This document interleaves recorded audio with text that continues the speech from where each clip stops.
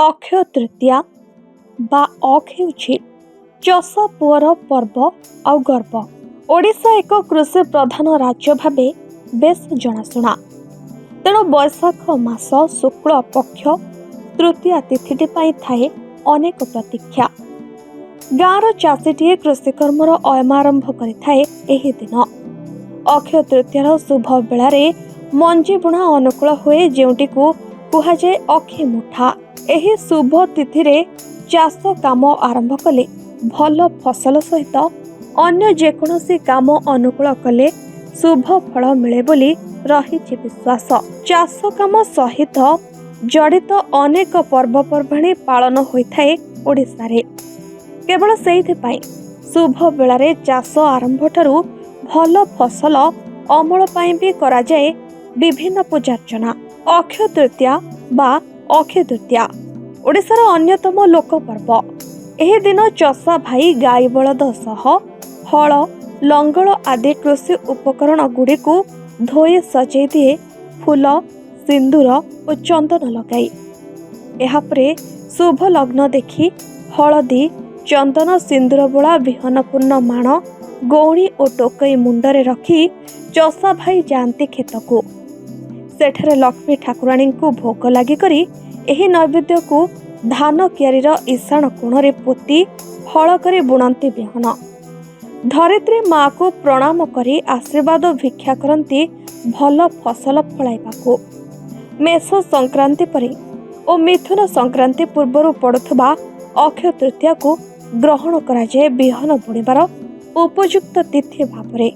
ମେ ମାସ ଶେଷ ସପ୍ତାହ ବା ଜୁନ ମାସ ପ୍ରଥମ ସପ୍ତାହରେ ବର୍ଷା ହେବାର ସମ୍ଭାବନା ରହିଥାଏ ଓଡ଼ିଶାରେ। ତେଣୁ ବର୍ଷା ହେବା ପୂର୍ବରୁ ଶେଷ କରିବାକୁ ପଡ଼େ ବିଲରେ ବିହନ ବୁଣା କାମ। ବିହନ ବୁଣିବା ପରେ କ୍ଷେତ ହଳ କରି ସେ ସବୁକୁ ଘୋଡ଼ାଇ ଦିଅନ୍ତି ଚାଷୀ। ପରେ ପରେ ଖରା ତାତି ଓ ବର୍ଷା ଜଳ ପାଇ ଅଙ୍କୁର ରୋପଣ ହୋଇଥାଏ ବିହନର। ଓଡ଼ିଆ ଚାଷୀ ପାଇଁ ଅକ୍ଷୟ ତୃତୀୟା ବର୍ଷର ସବୁଠାରୁ ବଡ଼ ଶୁଭ ଦିନ ଭାବରେ ପରିଗଣିତ। ଏହି ଦିନ କୌଣସି ଶୁଭ କାର୍ଯ୍ୟର ଅନୁକୂଳ କଲେ ଏହା ଅକ୍ଷୟ ରହିଥାଏ ବୋଲି ରହିଛି ବିଶ୍ୱାସ। କୃଷି କାର୍ଯ୍ୟ ଅନୁକୂଳ ଠାରୁ ଆରମ୍ଭ କରି ଗୃହ ନିର୍ମାଣ, ଗୃହ ପ୍ରବେଶ, ନିର୍ବନ୍ଧ, ବିବାହ, ନୂଆ ଗହଣା କିଣିବା, ଅନ୍ନପ୍ରସନ୍ନ ଓ ନୂଆ ବ୍ୟବସାୟ ଆରମ୍ଭ କରିବା ଭଳି ଅନେକ ଶୁଭକର୍ମ ଆରମ୍ଭ କରାଯାଏ ଏହି ଦିନ। ଦାନ, ତପ, ଶ୍ରାଦ୍ଧ ଆଦି କଲେ ମିଳିଥାଏ ପୁଣ୍ୟ। ପୌରାଣିକ ଦୃଷ୍ଟିରୁ ବି ଏହି ଦିନଟି ବେଶ ମହତ୍ୱପୂର୍ଣ୍ଣ ରହିଛି। କେତେକ ପୁରାଣରେ ବର୍ଣ୍ଣିତ ରହିଛି ଯେ ବୈଶାଖ ଶୁକ୍ଳ ତୃତୀୟାରେ ଦେବୀ ଅନ୍ନପୂର୍ଣ୍ଣାଙ୍କର ଶୁଭ ଜନ୍ମ ତିଥି। ସେହିପରି ବ୍ୟାସଦେବ ଓ ଶ୍ରୀ ଗଣେଶ ଅକ୍ଷୟ ତୃତୀୟା ଠାରୁ ମହାଭାରତ ରଚନା ଆରମ୍ଭ କରିଥିବାର ରହିଛି ପୌରାଣିକ ଉଲ୍ଲେଖ। ଦେବଦେବ ମହାଦେବଙ୍କୁ ପ୍ରାର୍ଥନା କରି କୁବେର ଏହି ଦିନ ଧନର ଦେବତା ଭାବରେ ପାଇଥିଲେ ଅଧିକାର। ଧର୍ମରାଜ ଯୁଧିଷ୍ଠିରଙ୍କୁ ଅକ୍ଷୟ ତୃତୀୟାରେ ଅକ୍ଷୟ ପାତ୍ର ପ୍ରାପ୍ତ ହୋଇଥିଲା ବୋଲି ଏହି ଦିନକୁ ନେଇ ମଧ୍ୟ ରହିଛି ଆଉ ଏକ ଧାର୍ମିକ ଭାବନା। ଏହି ଦିନ ଭଗବାନ ବିଷ୍ଣୁ ମଧ୍ୟ ନେଇଥିଲେ ପରଶୁରାମ ଅବତାର। ଏପରି ଅକ୍ଷୟ ତୃତୀୟା ସହିତ ଯୋଡ଼ି ହୋଇ ରହିଛି ଅନେକ ଧାର୍ମିକ ଭାବନା ଓ ବିଶ୍ୱାସ। ସବୁଠାରୁ ବଡ଼ କଥାଟି ହେଉଛି ଯେ ବୈଶାଖ ଶୁକ୍ଳ ତୃତୀୟାରୁ ଆରମ୍ଭ ହୋଇଥାଏ ଶ୍ରୀମନ୍ଦିର ଶ୍ରୀଜୀଉମାନଙ୍କର ରଥ ନିର୍ମାଣ କାର୍ଯ୍ୟ।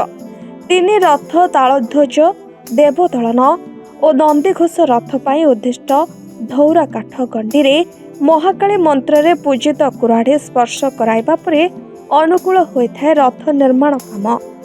ଏହି ଦିନଠାରୁ ଶ୍ରୀକ୍ଷେତ୍ରରେ ଆରମ୍ଭ ହୋଇ ମହାପ୍ରଭୁଙ୍କର ଚନ୍ଦନ ଯାତ୍ରା, ଯାହାକି ଚାଲିଥାଏ ଜ୍ୟେଷ୍ଠ କୃଷ୍ଣ ଅଷ୍ଟମୀ ପର୍ଯ୍ୟନ୍ତ। ଏହି 21 ଦିନ ନରେନ୍ଦ୍ର ପୁଷ୍କରିଣୀରେ ବାହାର ଚନ୍ଦନ ଯାତ୍ରା ଓ ପରବର୍ତ୍ତୀ 21 ଦିନ ଶ୍ରୀମନ୍ଦିରରେ ପାଳିତ ହୋଇଥାଏ ଭିତର ଚନ୍ଦନ ଯାତ୍ରା।